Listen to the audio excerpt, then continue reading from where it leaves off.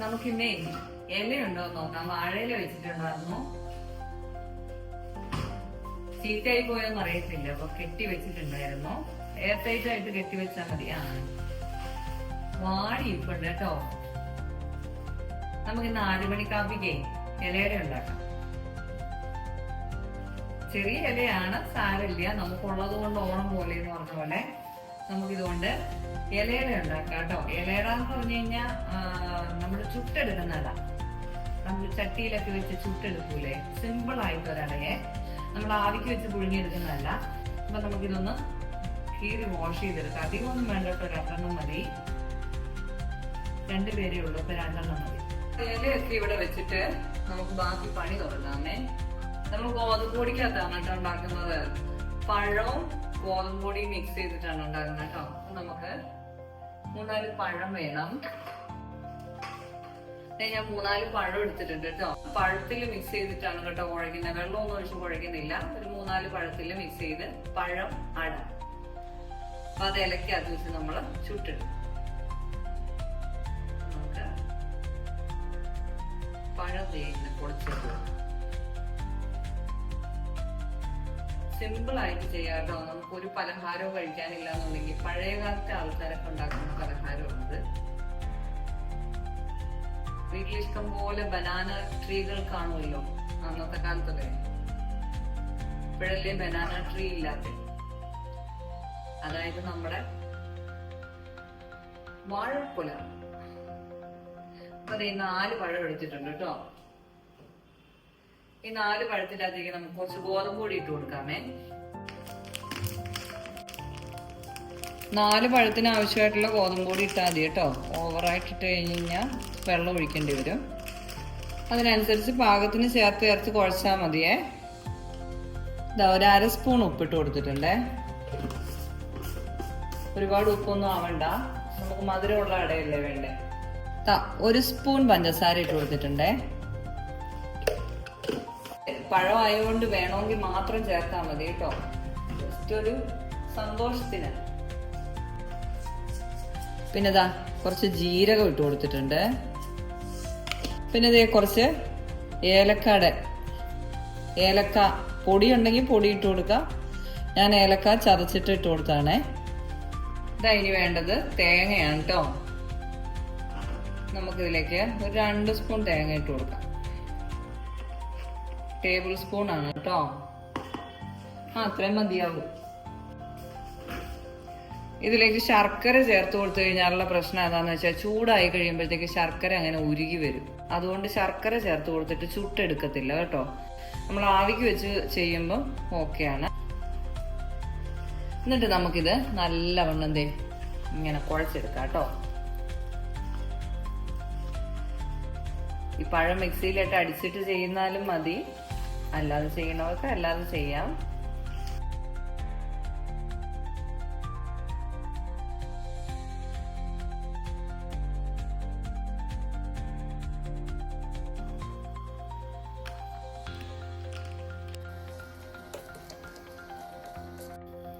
അപ്പൊ ദേ നമ്മുടെ മാവ് ഇവിടെ റെഡി ആയിട്ടുണ്ട് കേട്ടോ.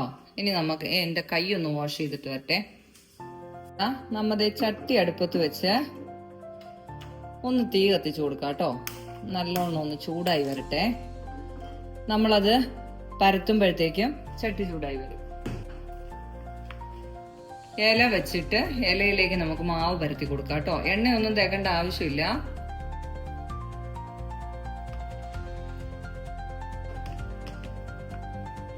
എത്ര കട്ടി വേണം അങ്ങനെ ചുട്ടെടുക്കാം കേട്ടോ.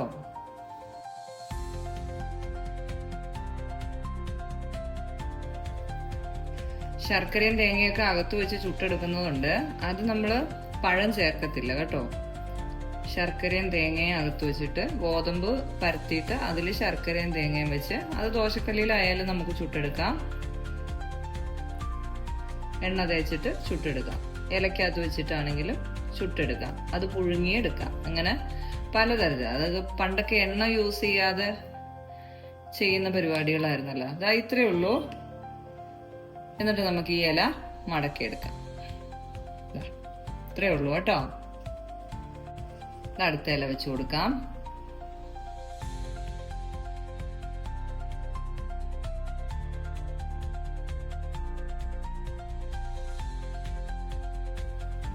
കണ്ട.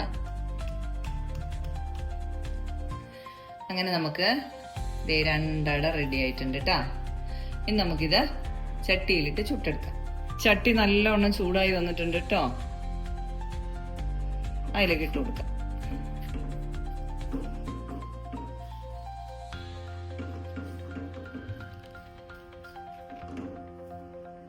ഇത് കണ്ടിച്ച് കളയണമെങ്കിൽ കണ്ടിച്ച് കളയാം കേട്ടോ. അതങ്ങനെ ഇരിക്കുമ്പം ബുദ്ധിമുട്ടാണ് എങ്കിൽ കട്ട് ചെയ്ത് കളയാം. ചെറിയ ബുദ്ധിമുട്ടുണ്ട്. അത് ഞാൻ കട്ട് ചെയ്ത് കളഞ്ഞിട്ടുണ്ടേ. അതങ്ങനെ ഇരിക്കുമ്പോഴേ നിവർന്നിരിക്കും. ഇതാകുമ്പോ ചട്ടിയോട് ചേർന്നിരുന്നോളൂ. ഓക്കെ, നമുക്കിതൊന്ന് മൂടി വെച്ച് കൊടുക്കണേ. തീ നല്ലവണ്ണം കുറച്ച് വെച്ച് കൊടുക്കാം. ചട്ടിക്ക് ഓൾറെഡി ചൂടുണ്ട്. ആ ചൂടിലൊന്ന് വെന്ത് വരട്ടെ. ഒരു 5 മിനിറ്റ് അങ്ങനെ ഇരിക്കട്ടെ. അപ്പൊ ദേ നമ്മുടെ അടയൊന്ന് മറിച്ചിട്ട് കൊടുക്കാം.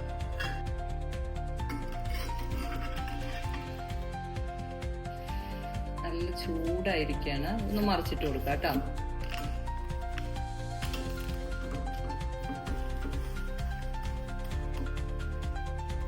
ഇതുണ്ടോ, നല്ലവണ്ണം ആയിട്ടുണ്ടേ. ഇനി ആ മറുവശവും കൂടി ഒന്ന് വെന്ത് വന്നാൽ മതി. ആ ചട്ടിയിലുണ്ടായിരുന്ന കറി വെച്ചതിന്റെ എണ്ണയാണ് വന്നേക്കണേ കേട്ടോ, ഊറി വന്നേക്കുന്നേ. ഒന്ന് മൂടി വെച്ച് കൊടുക്കാം. അപ്പൊ നമുക്ക് നമ്മുടെ അടയായിട്ടുണ്ടോ നോക്കാമേ. നല്ല ചൂട്.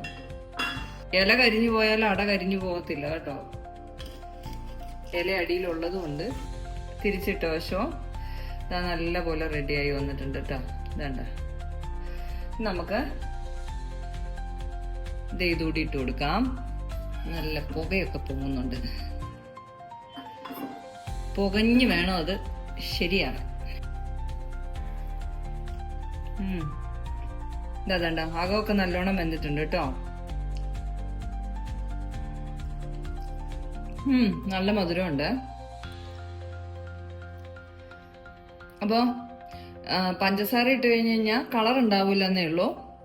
ശർക്കര ഇട്ട് കഴിഞ്ഞാൽ കളർ ഉണ്ടാവും. പക്ഷെ ശർക്കര ഇട്ട് കഴിഞ്ഞാൽ നമ്മൾ ചുട്ടെടുക്കുന്നതായതുകൊണ്ട് ഈ ഇലയുടെ സൈഡിൽ കൂടെ ശർക്കര ഒഴുകി പാത്രത്തിൽ ചാടും. പിന്നെ അത് ഇലയുടെ പുറത്തോ അകത്തൊക്കെ ആവും. തിരിച്ചിടുമ്പോൾ മറിച്ചിടുമ്പോൾ പിന്നെ കരിയും, അങ്ങനത്തെ പ്രശ്നങ്ങളൊക്കെ വരും. ഇതാകുമ്പോൾ ഒരു പ്രശ്നമില്ല. നല്ല സൂപ്പർ, ആവശ്യത്തിന് മധുരമുണ്ട്.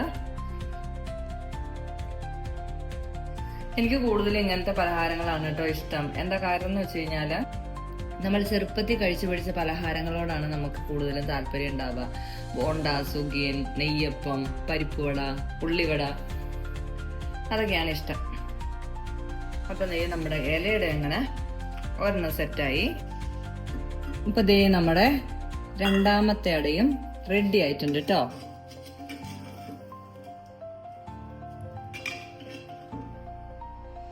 നല്ല ചൂടാണ്, തീ നിർത്തി കൊടുക്കാം. നമ്മുടെ രണ്ടാമത്തെ അടയും റെഡി ആയിട്ടുണ്ട് കേട്ടോ. ഇത് കണ്ടോ,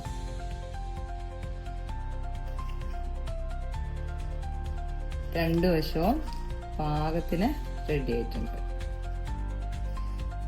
ഇത് ചൂടോടെ കഴിക്കുന്നതാണ് കേട്ടോ ടേസ്റ്റ്. നമുക്ക് ചൂടോടെ കഴിക്കാൻ പറ്റുമെങ്കിൽ ചൂടോടെ തന്നെ ചുട്ടെടുത്ത് കഴിക്കുക. ഇതിപ്പോ ഞാൻ ചുട്ടെടുത്ത് വെച്ചിട്ടുണ്ട്. സമയം 5:30 എപ്പോഴാ വരാന്നറിയില്ല. അതുകൊണ്ട് ചിലപ്പോൾ ഞാൻ നേരത്തെ അങ്ങ് കഴിക്കും. അങ്ങനെയൊക്കെയാണ് ഇവിടുത്തെ കാര്യങ്ങൾ. അപ്പം നമുക്കിത് ഇലയിൽ തന്നെ വെക്കാം കേട്ടോ.